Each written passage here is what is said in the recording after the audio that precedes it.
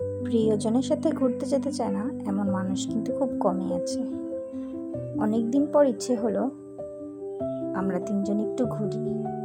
আমার হাজবেন্ডকে বাইরে যাওয়ার জন্য রাজি করা এত সহজ কথা না, তবুও সে কেন জানি আজকে রাজি হয়ে গেল।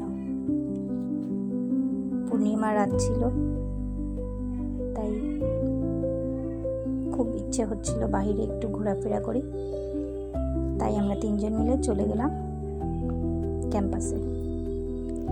সেখানে একটু হালকা খাওয়া দাওয়া করে হাঁটতে হাঁটতে আবার বাসায় ফিরে আসলাম। বাবা আর মেয়ে যখন একসাথে থাকে তখন আমাকে আর তাদের মনেই পড়ে না। এই আইসক্রিমটা আমার হাজবেন্ড আমাকে গিফট করেছে।